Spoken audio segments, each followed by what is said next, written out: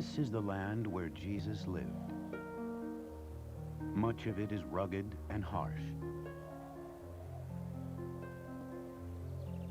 Much is richly abundant, as it was then, some 2,000 years ago. Many things have changed since Jesus was born, grew up, and taught here. But in this land, we can still feel his presence, still hear echoes of the world he knew. Except for his last days, he spent his life in towns and villages of the countryside, among people who lived close to the land. He was a Jew among Jews. The life of Jesus was brief, little more than 30 years, but it was filled with such meaning that it is still the benchmark by which we measure time itself. The story of that life has inspired painters, sculptors, artists, and filmmakers throughout the ages and from all over the world. The features they have given him are all imagined, filtered through the prisms of their own times and cultures. None of them knew what Jesus looked like, how tall he was, what kind of figure he cut as he walked the dirt roads and dusty streets of Galilee and Judea. And so, in our mind's eye, we may choose to see a delicate hand raised in a blessing, or a rough-hewn one, a kindly face with gentle eyes, or an impassioned one with eyes of flame, a slender form, or a powerful one.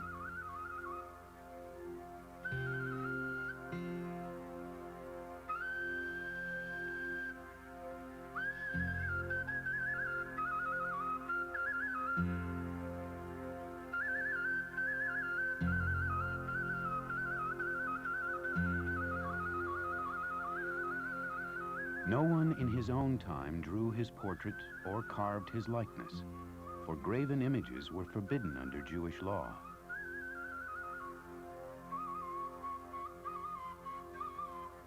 No one who met him ever described him. In fact, not a single word was written about Jesus during his lifetime.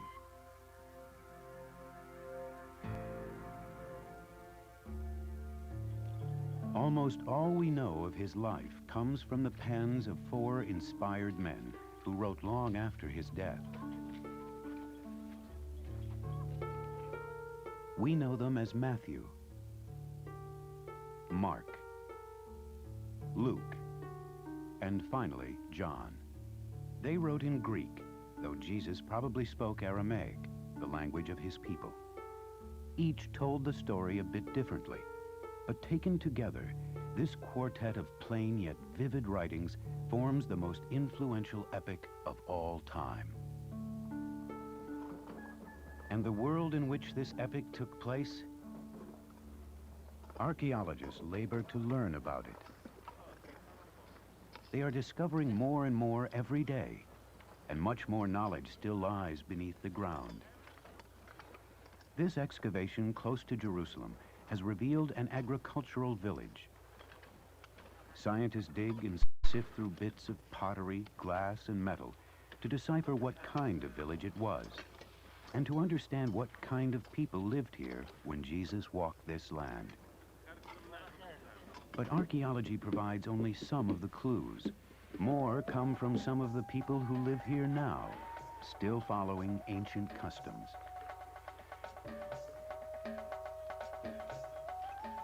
From their lives, we see shadows of the past reflected in the present. Much is now known, and from that knowledge, from the land and the people who live on it, we can gain new insights and perhaps a better understanding of Jesus and his times.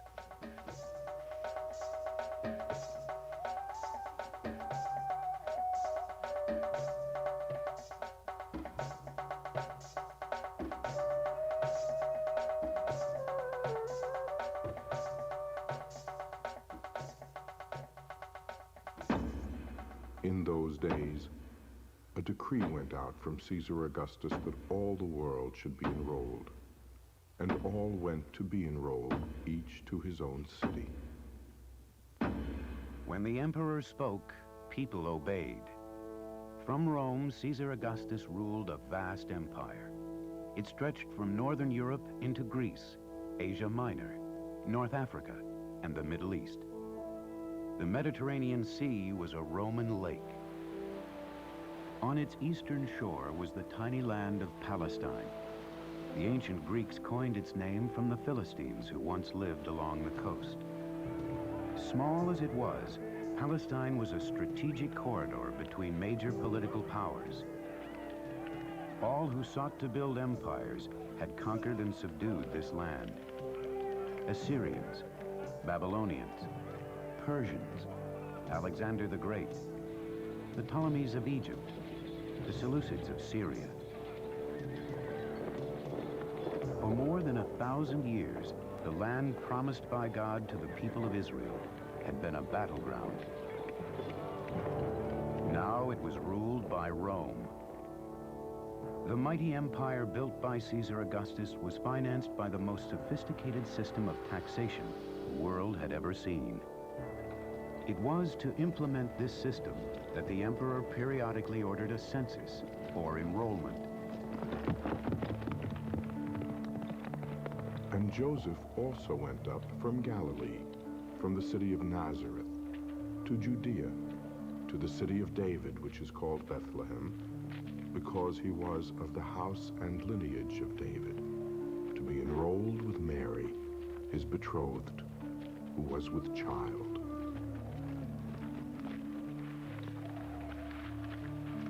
The 5-day trip from the village of Nazareth could not have been easy for Mary.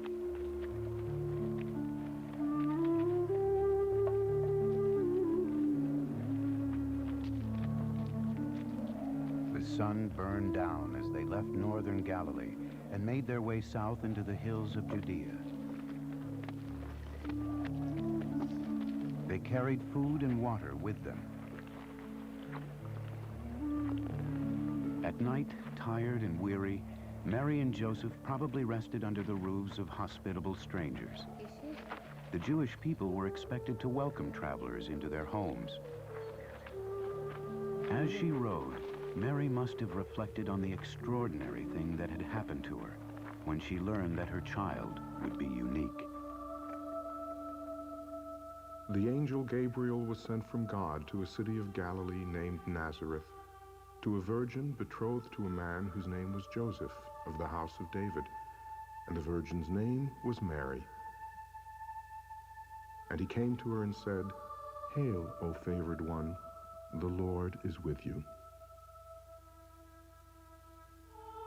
Mary was betrothed to Joseph. Today we would say they were engaged to be married. But betrothal meant something quite different, and it still does today to some modern Jews. A couple did not meet, fall in love, decide to marry, and then announce their decision. It was never theirs to make. It was a family transaction made for them by their fathers. The bargaining would have been intense. Finally, the fathers would agree on a bride price. It might have been money. In ancient times, it could have been sheep or goats, or even some form of work. In the book of Genesis, Jacob worked 7 years to pay for Rachel.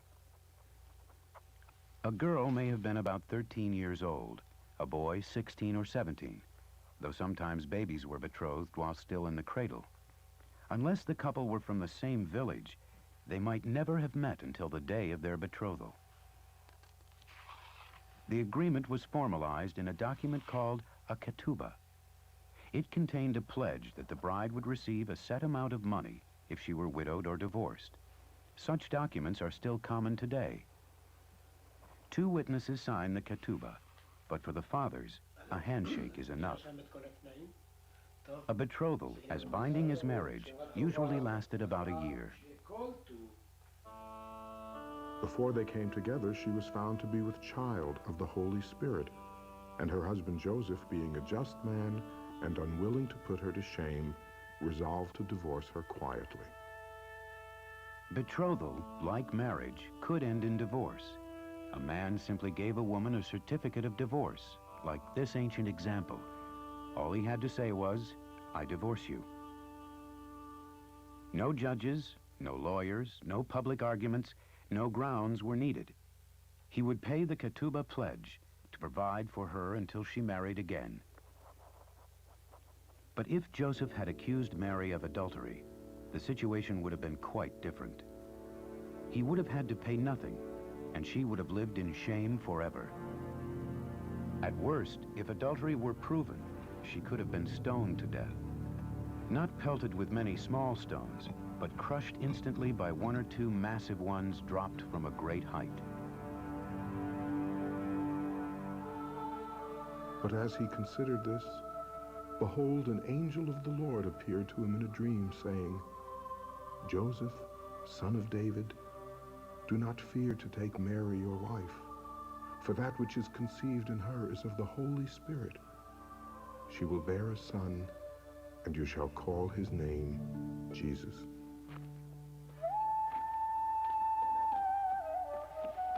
Joseph and Mary were nearing Bethlehem, but with the crush of people, where would they stay? Luke tells us there was no place for them at the inn. The word inn is misleading. This was not an inn as we think of today. They were called caravanseries and were located along major trade routes.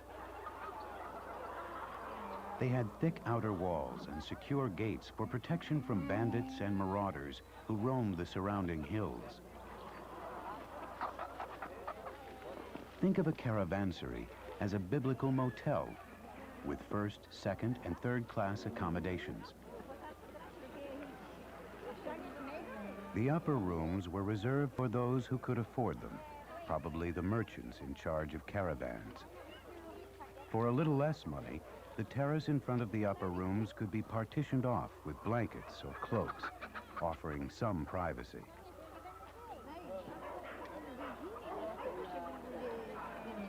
The poor could always find a place to unroll a sleeping mat down in the courtyard itself.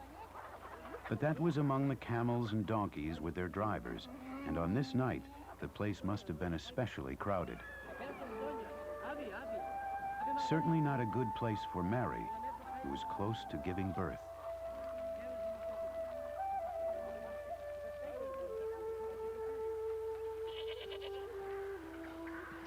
The limestone hills around Bethlehem are riddled with caves. In bad weather, shepherds would shelter, feed, and water their animals in them. Many of the caves had mangers, feeding troughs carved out of the rock. Did Joseph and Mary take refuge in such a cave? The truth is, no one knows exactly where Jesus was born. And while they were there, the time came for her to be delivered. And she gave birth to her firstborn son and wrapped him in swaddling cloths and laid him in a manger.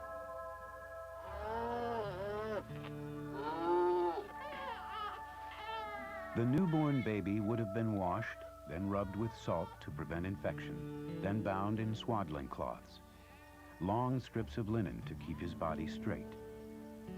Once a day for about 6 months, the baby would have been unbound, washed, gently rubbed with olive oil or dusted with powdered myrtle leaves, then bound up again.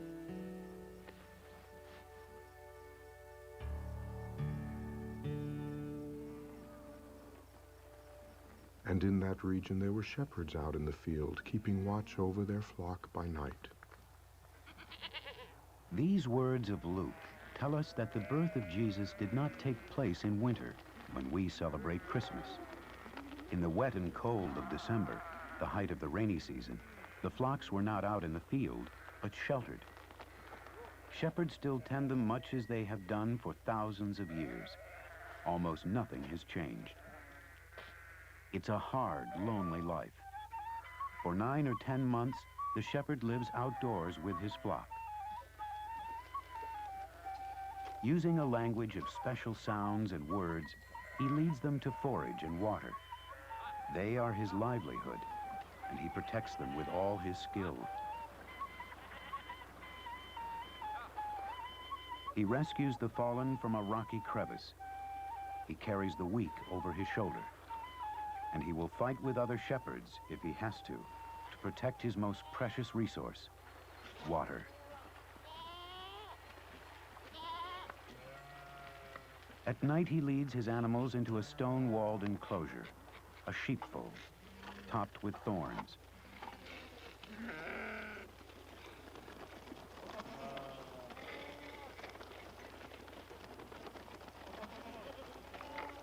The shepherd sleeps across the entrance, a human gate with his weapons close at hand. Armed with a sling like David used to defeat Goliath and a club studded with nails, he is prepared for any emergency.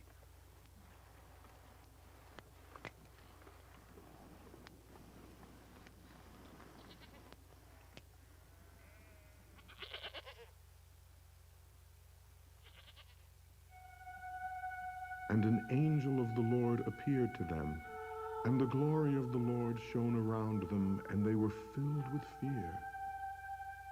Be not afraid, for behold, I bring you good news of a great joy which will come to all the people. And this will be a sign for you. You will find a babe wrapped in swaddling cloths and lying in a manger. And they went with haste and found Mary and Joseph and the babe lying in a manger.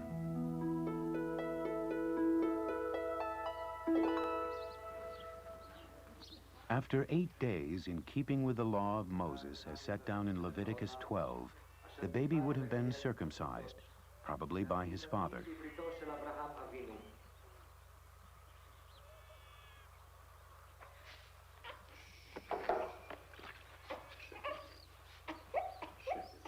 Joseph would recite a blessing that recalled God's ancient covenant with Abraham.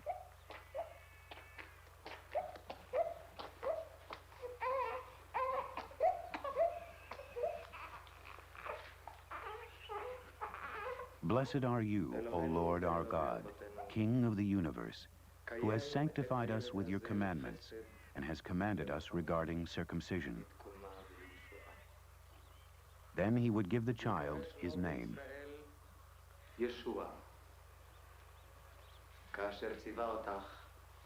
By the same law, it would be 40 days after the birth before Mary could take part in any religious rite.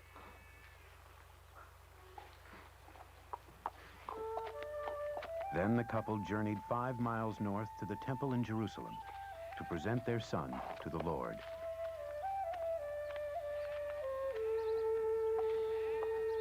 Before entering the great temple court, Mary and Joseph would have purified themselves by immersion in a ritual bath called a mikvah. Joseph would go to a money changer's booth to change the coins he carried into Tyrian shekels. The silver coins minted in the northern city of Tyre were the only money accepted in the temple. Then he would buy an animal to be sacrificed at the altar. Sacrifice was the central purpose of the temple. It was performed in solemn affirmation that all life belonged to God. This sacrifice had yet another meaning. Joseph would redeem his firstborn son's life with the life of an animal, as Abraham had redeemed his son Isaac with a ram so long ago. Had Joseph been a wealthy man, he would have bought a sheep or a goat for sacrifice. Instead, the law allowed 2 turtle doves or young pigeons.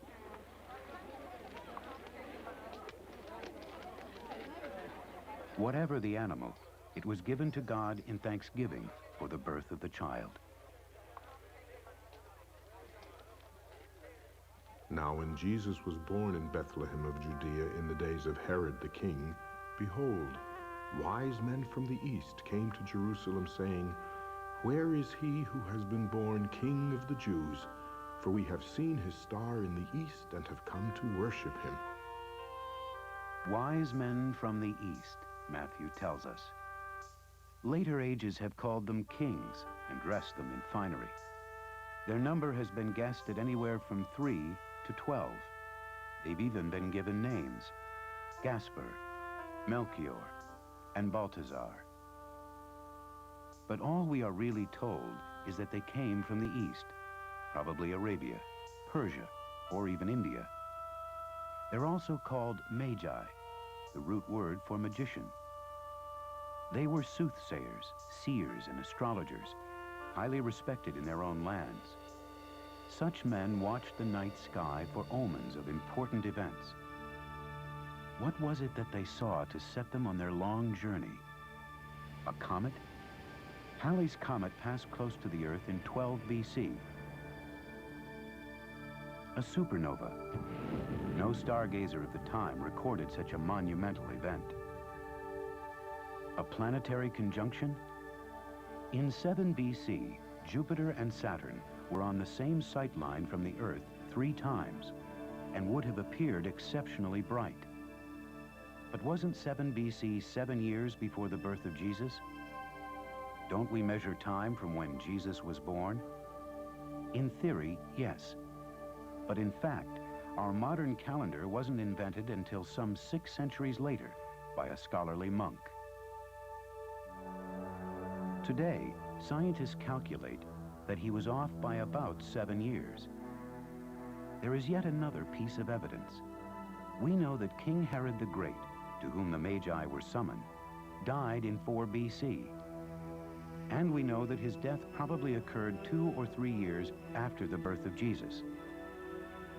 So we can be fairly certain that Jesus was actually born in 7 or 6 BC. This means that the planetary conjunction was at least in the right time period. Or perhaps the mysterious star of Bethlehem was a sign given only to these men. Then Herod summoned the wise men secretly and ascertained from them what time the star appeared. About King Herod the Great, there need be no speculation.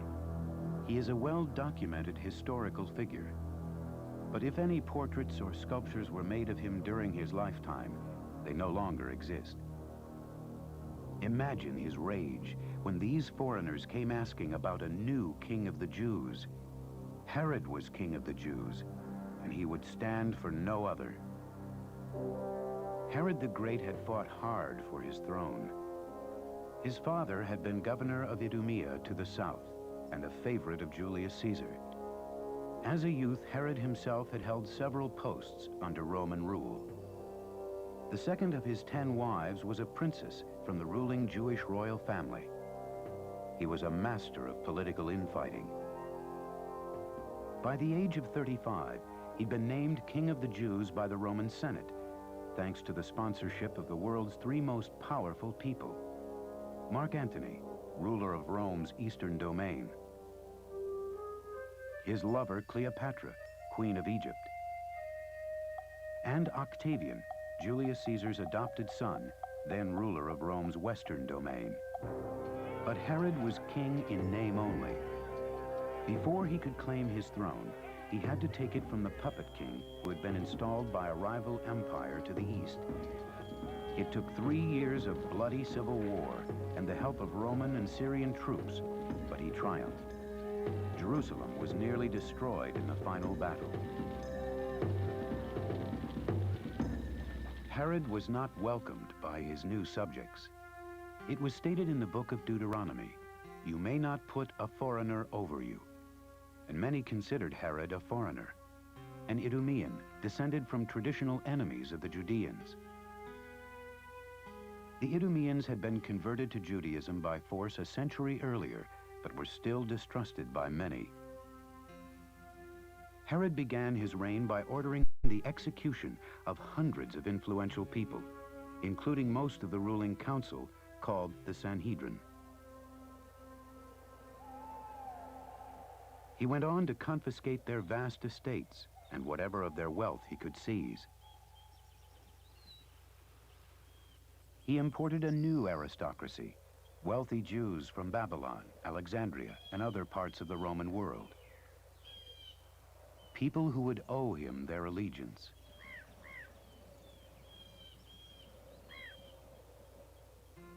Above all, Herod needed an ally in the powerful position of high priest of the temple. the supreme religious leader in a land where religious law was the only law most people respected.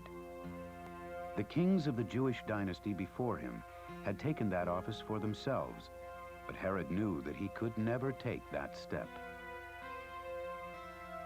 The present high priest was a prince of that same dynasty, the brother of Herod's second wife. Herod had him murdered. He appointed a new high priest from Babylon, a man with no connection to Jerusalem's former aristocracy. Herod's power depended on a secret police and a network of spies. A formidable set of bodyguards protected him, and he kept an army of foreign mercenaries at the ready. With his power consolidated, Herod set out to rebuild Jerusalem, which had been ruined by his own war. It was the beginning of one of the most ambitious construction programs the world had ever seen. Thousands of craftsmen and laborers were employed for decades. Their pay came from heavy taxation.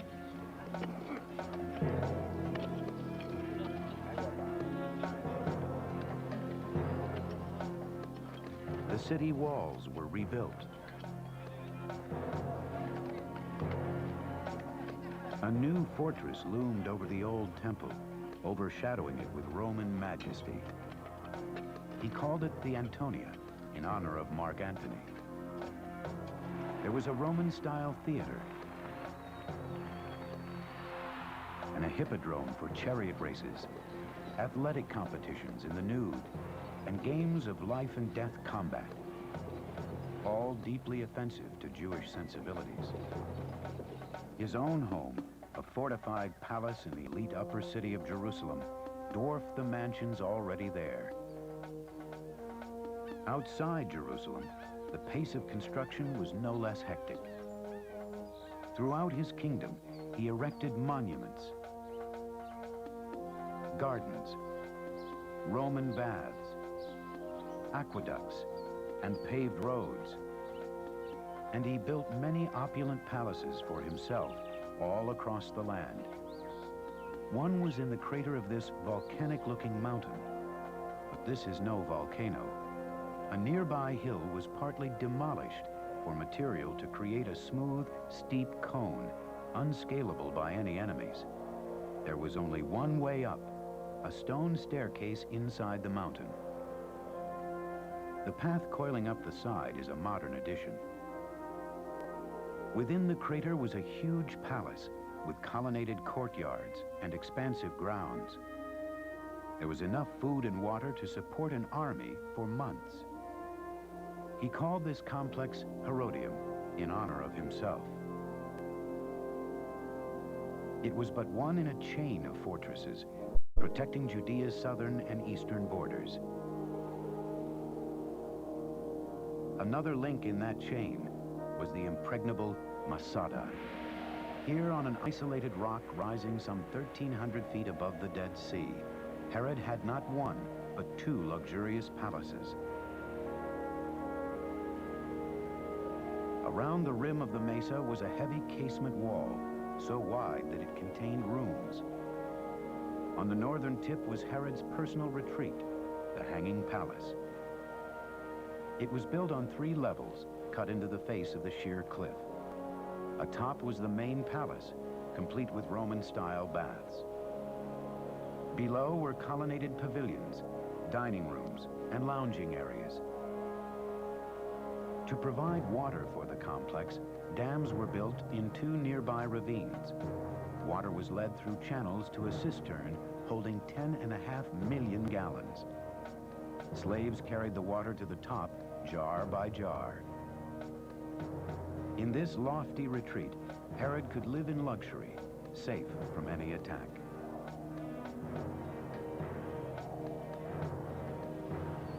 Herod rebuilt aging cities and created new ones. He transformed a village on the Mediterranean called Stratos Tower into the kingdom's only seaport. By an extraordinary feat of engineering, he built the world's first man-made harbor out into the sea. He named the city Caesarea to honor his old patron Octavian, who was now the new emperor, Caesar Augustus. This is all that remains today of Herod's artificial seaport. Here and in other cities along the coastal plain lived Greeks, Romans, Syrians, and others, apart from the Jewish population. These Gentile citizens of Herod's realm had their own altars and temples for the worship of their own gods. Tremendous conflict arose between this large pagan population and the Jews of Herod's kingdom, whose first commandment was, "You shall have no other gods before me."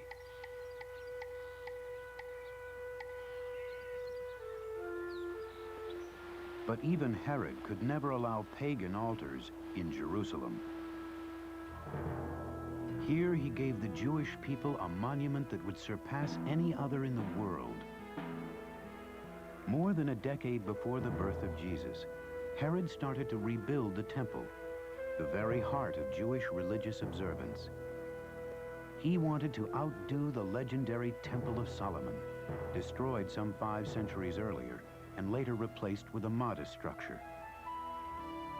The Temple Mount was too small for Herod's grandiose plans, so he enlarged it by building massive retaining walls into the bordering valleys.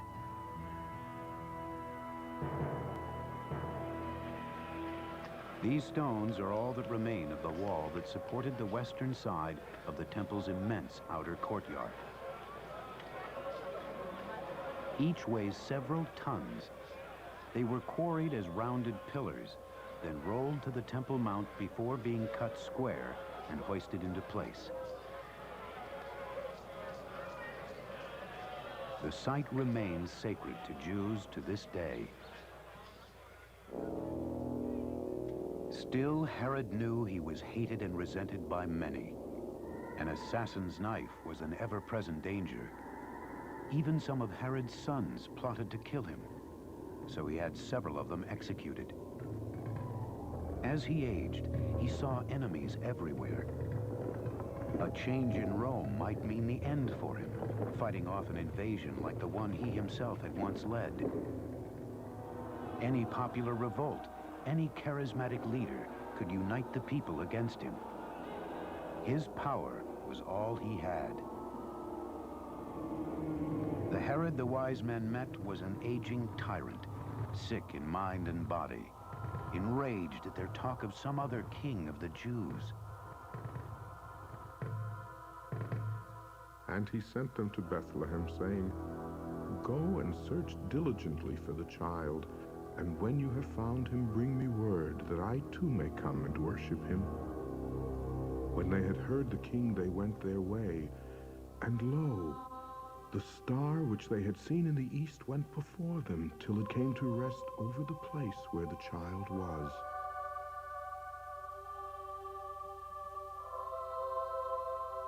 The Magi bowed down and offered gifts: gold, myrrh, an aromatic resin nearly as valuable as gold for its use in perfume, medicine, and holy oil, and frankincense, another resin that was burned as incense in the temple. The Magi never went back to Herod. Instead, they quietly left the country. Herod, in his deranged fury, ordered the atrocity for which his name has ever since been remembered. Every male child born around Bethlehem during the preceding 2 years was slaughtered. History records many bloody deeds committed by Herod the Great, but only the Gospel of Matthew tells of this massacre of the innocents. Based on Bethlehem's estimated population at the time, as many as 25 children died. But warned by a dream, Joseph, Mary, and Jesus were already on their way to Egypt. They would have joined a caravan on the well-traveled trade route across the blistering Sinai desert. It was a long journey. Only about 15 miles a day could be covered in the brutal heat.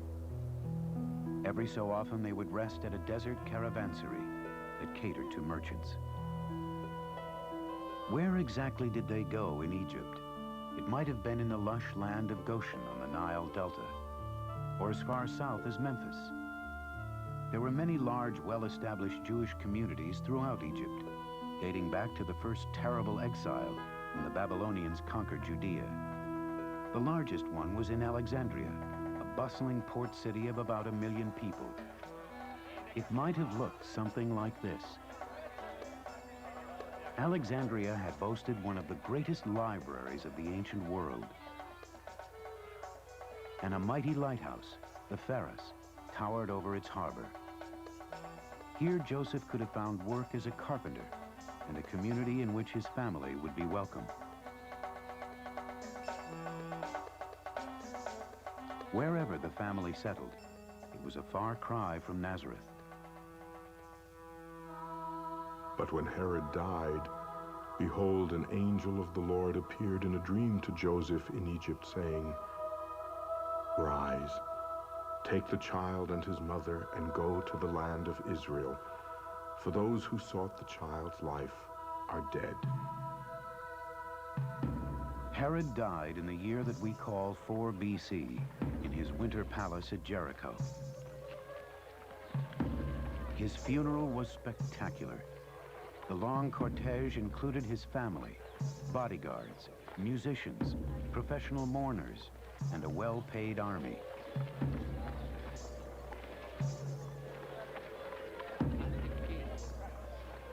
The procession wound its way through the Judean hills for some 20 miles, from Jericho to Herod's great fortress, Herodium. There he was buried, but his tomb has never been found. Caesar Augustus divided the kingdom among 3 of Herod's surviving sons, but he allowed none of them to call himself king.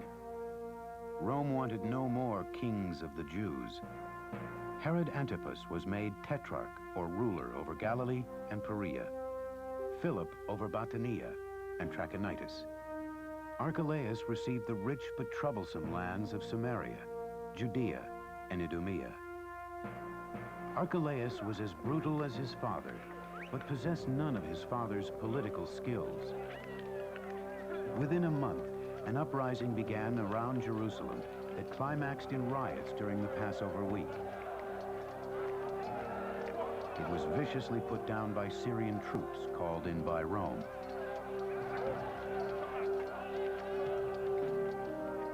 Some 3,000 people died, 2,000 by crucifixion. It is not surprising that Joseph and Mary skirted Judea on their way to Nazareth in Galilee with their young son. The Galilean countryside is rich and beautiful, as much now as it was then. But the city of Nazareth is nothing like it was in those days. Its first settlers built their homes on this sheltered hillside overlooking the fertile Jezreel Valley some 2,000 years before Jesus was born. Life in the village hadn't changed much in that time. The young Jesus must have felt the warm embrace of this small agricultural town, home at last among his kinsfolk and neighbors. Here in this reconstruction of a first-century village in modern Israel, we can see for ourselves the kind of life Jesus knew as he was growing up. Parents, children, unmarried adults, married sons and their spouses all might live under one roof. A simple home with 1 or 2 all-purpose rooms. Shalom. The family was at the heart of everything, and everyone had their tasks to do in keeping the family going.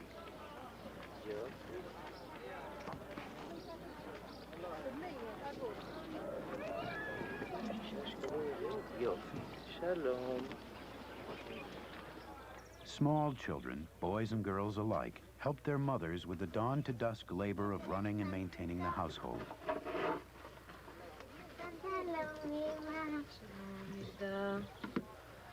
קחי את השקדים, תעזרי לקלף אותם.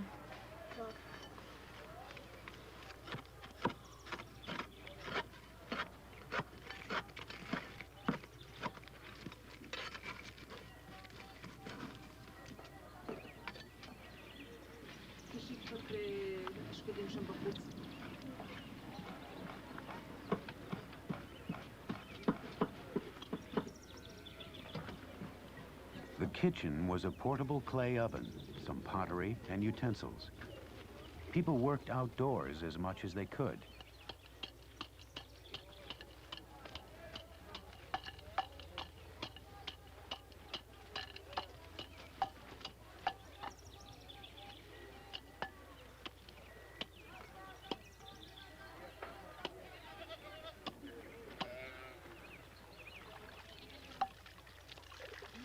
Water came from the town well. The well was a gathering place, a social center.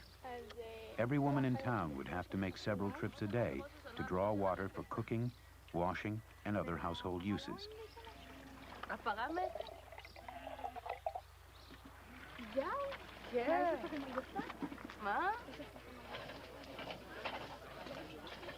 As soon as a boy was old enough, he would begin learning his father's trade.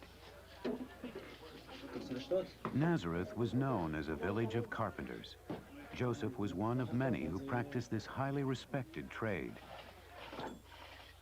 The bow drill was just one of the tools that the craftsman had to master.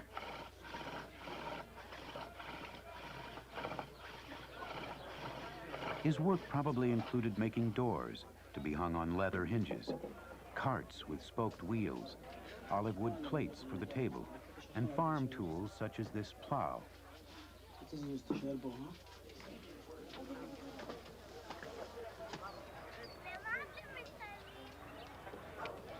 The carpenter brought the plow to the village blacksmith to be finished.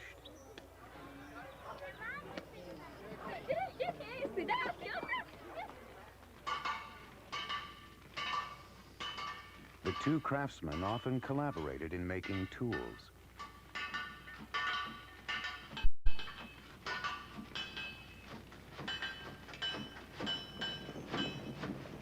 While an apprentice kept the fire burning in the forge, the smith would shape the plowshare.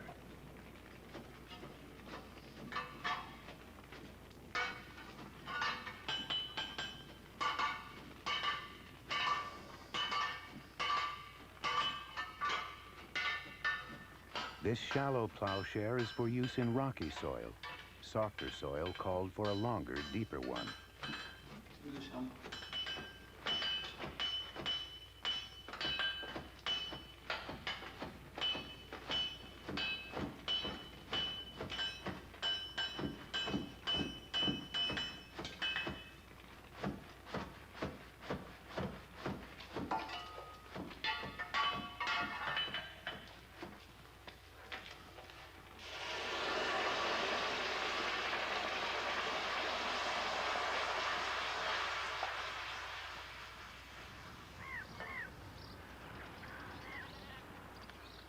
Women ground grain by hand, prepared the dough, and let it rise for the family's daily bread.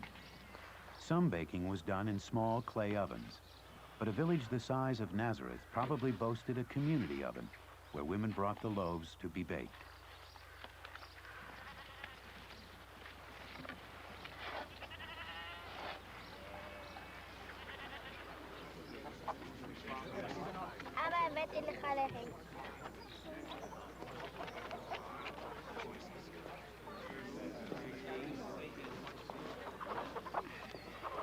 Craftsmen and artisans seldom worked for money within the community.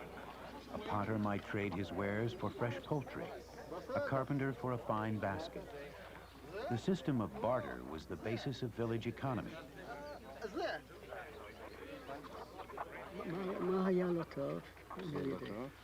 It was the village scribe's job to keep track of long-term or complicated transactions. He was a specialist in the art of reading and writing. He wrote letters for people, set down marriage contracts, bills of sale, anything that needed to be recorded.